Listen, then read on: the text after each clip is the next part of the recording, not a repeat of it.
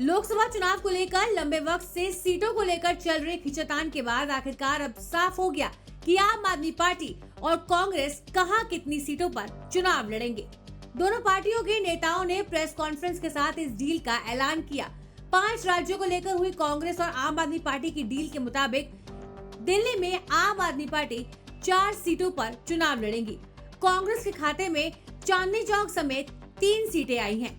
हरियाणा में 9 सीटों पर कांग्रेस और 1 सीट पर आम आदमी पार्टी चुनाव लड़ेगी। गुजरात में आम आदमी पार्टी 2 सीट और कांग्रेस 24 सीटों पर चुनाव लड़ेगी।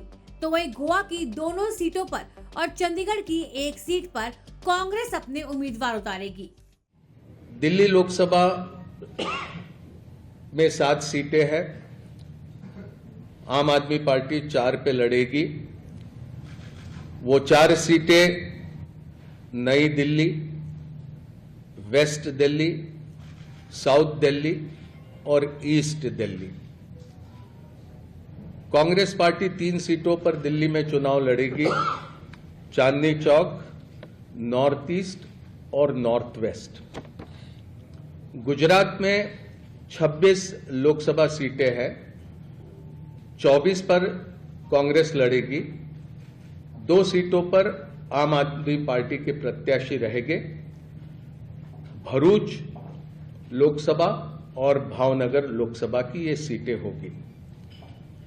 हरियाणा में 10 लोकसभा सीटों में से 9 सीटों पर भारतीय राष्ट्रीय कांग्रेस लड़ेगी और 1 सीट जो कुरुक्षेत्र की है वहां पर आम आदमी पार्टी के प्रत्याशी लड़ेंगे। चंडीगढ़ को लेकर लंबी चर्चा हुई, लेकिन आखिरी में यह तय किया गया कि चंडीगढ़ में भारतीय राष्ट्रीय कांग्रेस के प्रत्याशी चुनाव लड़ेंगे। गोवा में भी, खास करके दक्षिण गोवा में विस्तार से चर्चा हुई, लेकिन फिर यह तय किया गया कि गोवा की दोनों सीटें ये भारतीय राष्ट्रीय कांग्रेस पार्टी लड़ेगी। तो वहीं आपको बता दें कि आम आदमी पार्टी दिल्ली में नई दिल्ली, वेस्ट दिल्ली, साउथ दिल्ली और ईस्ट दिल्ली लोकसभा सीटों पर चुनाव लड़ेगी।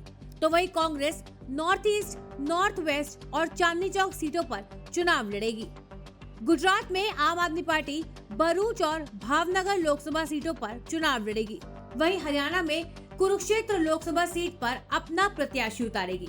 वहीं पंजाब को लेकर ये साफ हो गया है कि कांग्रेस और आम आदमी पार्टी यहां अकेले अपने अपने दम पर चुनाव लड़ेंगे। पंजाब की विशेष परिस्थितियां है, वो मेरे से बेहतर आप अच्छे से समझ सकते हैं और उन परिस्थितियों को देखकर ये फैसला किया गया है कि वहां पर दोनों राजनीतिक दल ये अलग अलग से चुनाव लड़ेंगे।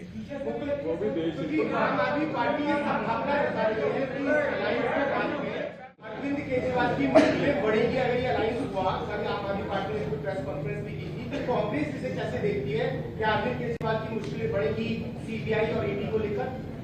ये आम आदमी पार्टी संभावना जता रही है अलायंस के बाद में। सुखजी से सवाल है। देखिए, ये सिर्फ आम आदमी पार्टी या आम आदमी पार्टी के नेता अरविंद केजरीवाल जी तक के ही ये प्रश्न सीमित है, ऐसा मैं नहीं मानता हूं। आज जिस तरह की परिस्थितियां भारतीय जनता पार्टी ने देश की राजनीति में खड़ी करी है, पूरे मुल्क में एक तरह से कहे कि ये लोकतंत्र के सामने चुनौती है।